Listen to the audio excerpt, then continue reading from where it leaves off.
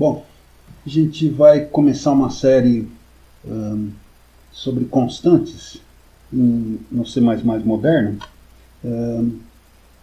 Ela vai ser paralela, eventualmente vai confluir com a série sobre expressões lambda.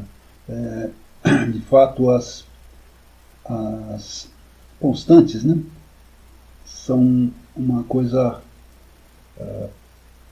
nova no C++ moderno e que já foge um tanto do C, da herança C, né? Pelo menos até o ANSI C, né, que é o padrão de 89. Bom, aqui está um programinha bem simplesinho, né, que tem duas coisas, dois sinais da presença do pré-processador do C, que é um elemento do C++ que o criador do C++ não gosta de jeito nenhum. Bom, o criador do C++ tem um nome difícil de pronunciar, que é o Bjarne Stroustrup. Naturalmente é um cara muito inteligente, muito claro, é um clássico, ele é da geração seguinte, é daquela dos gênios lá, do Kernighan, do Rich, do Bell Labs, né? E, bom, eu não acho, pessoalmente, que ele tem o mesmo brilho dessa geração, que é incomparável, acho que acontece, sei lá, de 200 em 200 anos, mas realmente ele está acima de vários das outras pessoas que comentam sobre C++. E não é à toa que ele, até hoje, né, quase 40 anos depois da criação da linguagem, ele ainda é o líder, né? Mas, enfim, ele argumenta muito bem, se expressa muito claramente, mas, como todo ser humano, ele tem lá suas preferências pessoais, né? E uma coisa que ele não gosta, assim, a gente pode reparar nas palestras e tal, é do pré-processador. Então tem dois elementos dele aqui. O que é o pré-processador? Ele é um cara que lê uma pré-linguagem, não é C++, não é C, mas é uma linguagem, a rigor, inclusive, não é uma linguagem de programação, mas em termos teóricos, mas é uma linguagem que ajuda o programador C e C++ expressar tarefas repetitivas. A primeira coisa que a gente pode ver é isso aqui. Bom, essas coisas dessa linguagem normalmente começam com as definições dessa linguagem, começam com esse jogo da velha, que não é parte do C, do C++, justamente para marcar onde o processador vai trabalhar. Naturalmente, o compilador C e C++, já recebe um código todo limpinho, quer dizer, sem nenhum jogo da velha, ou pelo menos sem nenhum jogo da velha significativo. Por exemplo, esse IOStream, que é um header file que tem as declarações da biblioteca IOStream, já é anexado no código que o compilador vai trabalhar. Tá? Então, assim, o programador não precisa ficar reescrevendo toda vez, né, colocando no braço as definições que estão nesse IOStream. E aqui está uma definição de uma constante. Quando o compilador recebe o código, não tem mais nenhuma ocorrência de cmatSize. Onde que está aqui nesse lugar, nesse código estaria ocorrendo aqui, em vez de cmatSize, né, cmatSize, alguma coisa assim, vai estar o número 10. Então é uma substituição textual. Uma parte das mudanças do C++ tem a ver com ter os recursos análogos ao do pré-processador na linguagem C++. Então a gente vai começar a ver algumas dessas coisas aqui. Bom, então vamos ver esse código que ainda é um misto, né, de C puro e C++. Não tem muita coisa de C++ moderno, mas está no caminho, né, on the road. Tá? E em particular ele tem um erro de sintaxe. Pelo menos para a gente que está exigindo a compatibilidade estrita ao C++ 11, tá? Mas até para entender o erro, vamos ler o código aqui. Bom, então usa constantes do C, a caminho do C++11 e não vai compilar. Bom, então tem, como eu falei, tem essa constante que vai sofrer uma substituição textual. Em termos de C, de C++, isso aqui nem vai aparecer. Tá? Isso aqui é só para o programador e só para o pré-processador.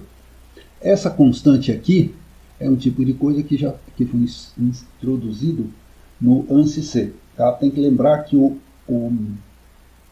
C++ e o C são, talvez, bom, além de pai e filho, eles são também irmãos chipófagos, né? Tem a frase famosa do Bjarne Stroustrup, que é o C++ tem que ser o máximo possível compatível com o C, mas não mais do que isso. É uma frase interessante, ele também se expressa por frases meio sutis, né? O que ele está querendo dizer é que tem que ser o máximo possível compatível, mas o máximo possível, né?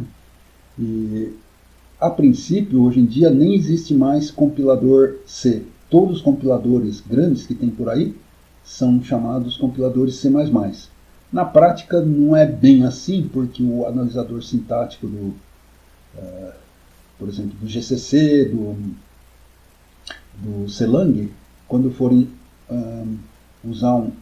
compilar um código C, eles vão seguir regras diferentes daquelas de C++.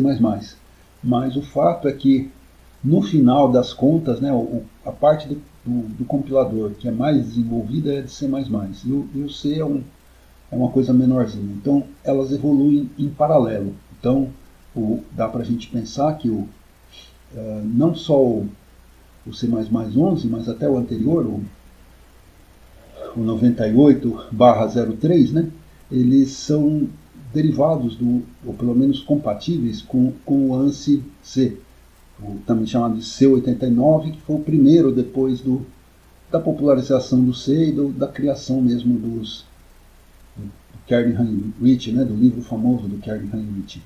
Bom, então aqui está o código, né, e essa, como eu falei, essa const int que está criando uma constante, só que uma constante já de compilação, né?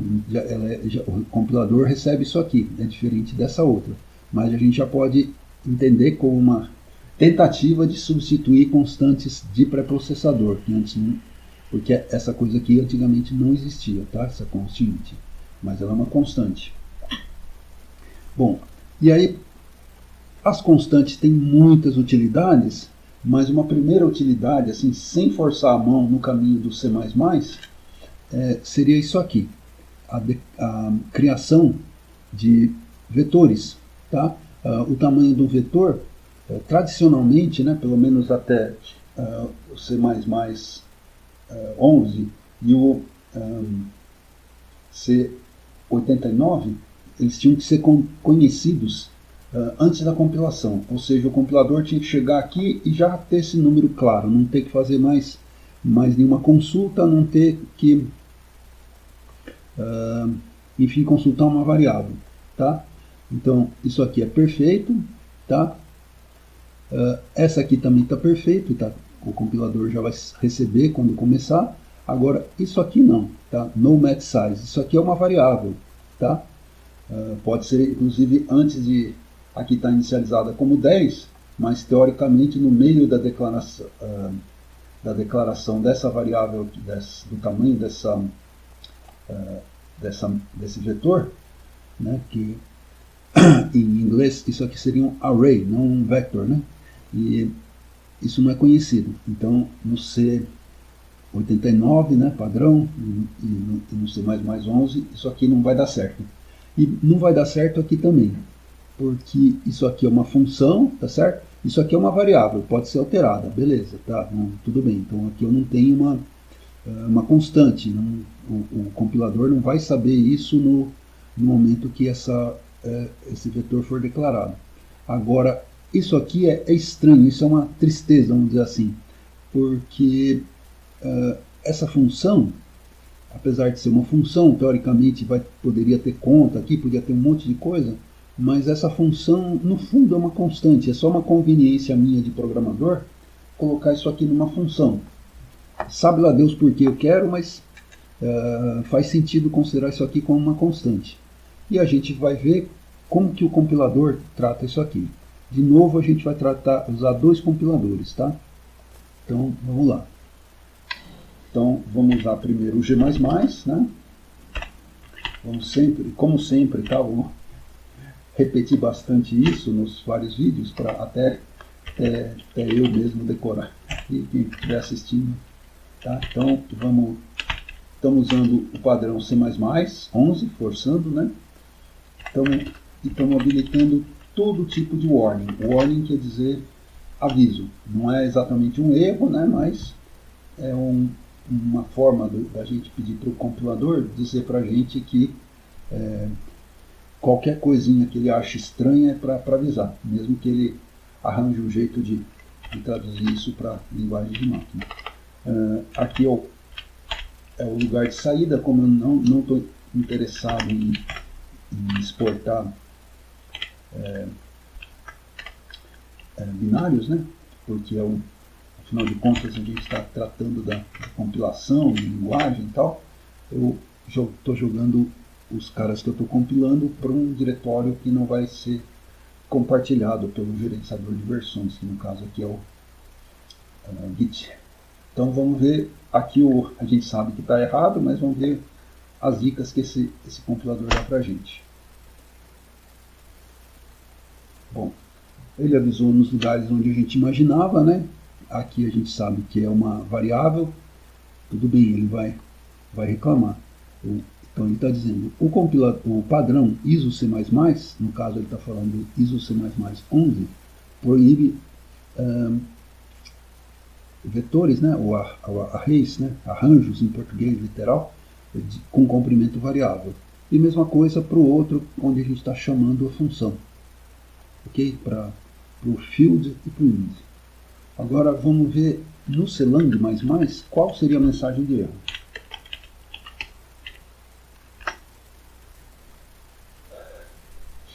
Bom, duas coisas interessantes. Em primeiro lugar, isso aqui é uma coisa maravilhosa do G++ mais recente, porque, como eu falei, as mensagens de erro do C++, do G++ anteriores eram muito complicadas. Ele imaginava na mensagem de erro que ele estava falando com um analisador sintático, né? Tinha toda a árvore de análise aqui. Se eu olhava e falava, mas o que quer dizer isso? Era complicado descobrir as coisas. E, bom, que essa árvore, mesmo para quem é especialista em compilação, é uma coisa enorme, uma coisa do nível da complexidade da linguagem. Bom, mas de qualquer modo, essa mensagem aqui está muito legal. E essa, uma das razões, não é única, claro, uma das razões para o Clang e os compiladores derivados dele serem preferidos, né, começarem a ser queridos pela comunidade, é que a mensagem de erros eram muito melhores. Agora está mais ou menos pau a pau, né? Mas aqui, de qualquer modo, é bom ter dois compiladores, porque as mensagens, as análises são complementares muitas vezes, né? Bom, então ele está dizendo para a gente que esse recurso de vetores de arranjos, né, de comprimento variável, são um recurso do C++, do C99, que não é para ser confundido com o C++. Como eu falei, as duas linguagens andam meio paralelo. A rigor, o C++ é filho do C, mas hoje em dia a gente pode dizer que eles são gêmeos chipófalos, tá? Tem muita coisa em comum, e algumas coisas eles convergem juntos, eles negociam, as linguagens inclusive estão evoluindo em paralelo, mas isso é outra história. Bom, então o que ele está falando é que essas duas coisas não são viáveis no padrão C++ 11, e ainda mais porque eu falei para ele, olha, seja pedante, porque seja chato, exija o padrão, porque em particular a versão do C, do GNU, do GCC e do G++ são bem mais liberais e realmente permitiriam essa coisa aqui, tá? Mas aí a gente está forçando a mão para ser de acordo com o padrão, porque não adianta nada eu ficar dependendo do padrão do GCC se eu for compilar em outro lugar, por exemplo, nos compiladores da Microsoft. Então é importante a gente se ater ao padrão. senão a gente fica amarrado a um produto. Tá? Então é isso que aconteceu, os erros foram mais ou menos o que a gente esperava. Tá? Então vamos ver a outra versão agora. Bom, a primeira coisa que eu fiz foi, para não irritar o Bjarne Stroustrup, todo recurso que eu precisava como se diz, do pré-processador, eu comentei, menos esse aqui que até na versão 20 vai ser dispensável. Aqui a gente vai estar usando módulos, então vai ter imports, por exemplo, a IOStream não mais include. Aí não vai ser mais uma coisa de pré-processador. Aí o plano malévolo do Bjarne Stroustrup vai ter dado resultado. Bom, e aí, então eu comentei tudo que estava ofendendo aquele código, agora vai compilar no padrão C++11, e aí introduzir mais uma coisinha, tá? Que é esse termo aí. Aí agora a gente começou a entrar no C++11, tá? No C++ moderno. Isso aqui está dizendo o seguinte para a gente, ó, eu estou declarando para o compilador que essa função é uma constante. Era o que eu queria, tá? Como eu falei, existem vantagens de eu usar uma função em vez de uma constante em si, tá? Não interessa agora quais seriam, mas existem, tá? Então aqui eu tenho um monte de comentários, tá? E aqui é uma coisa interessante, quando isso aqui existe jeito de definir funções ou coisas muito parecidas com funções no pré-processador, que são chamados macros, tá? Até tem uma linguagem interessante, o pessoal explorava isso bastante, os primeiros como chama? Os códigos C, C++, até, como eu falei, 98, 2003, tinha uma festa de pré-processador. O Bjarne devia dar aquilo ficar muito irritado. E aí esse recurso aqui é bacana porque ele é feito todo em tempo de compilação, mas o compilador recebe isso aqui como uma constante. Isso é muito bacana, é até impressionante. E na verdade tem mais coisa, tem muita coisa que está acontecendo, só que não é só do C++11, tem toda uma linguagem de templates que a gente ainda vai ver, que isso aí é levado ao máximo, né? Essa possibilidade de você ter coisas fora do pré-processador, mas geradas em tempo de compilação. Quer dizer, esse negócio aqui vai ser resolvido em tempo de compilação e no lugar onde essa chamada é feita, vecsize, vai ter um número 10. Okay? Então vamos rodar.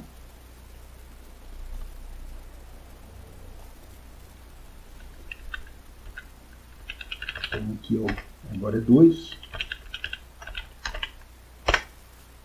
Rodou de boa. E vamos ver o que o Celang fala. Também rodou de boa. Então vamos rodar o programa.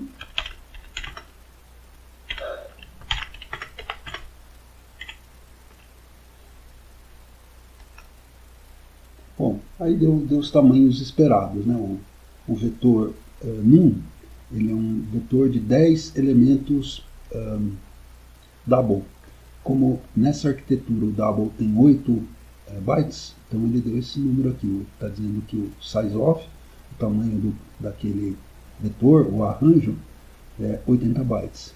E mesma coisa para o int, que é um inteiro. Como nessa arquitetura o inteiro tem 32 bits, portanto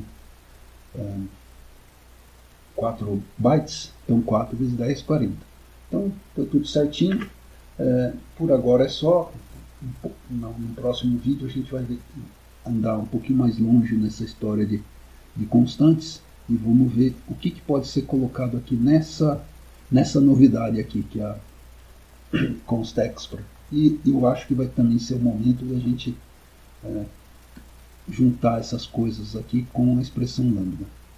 Bom, por enquanto é só. Agradeço ter chegado aqui até o final do vídeo.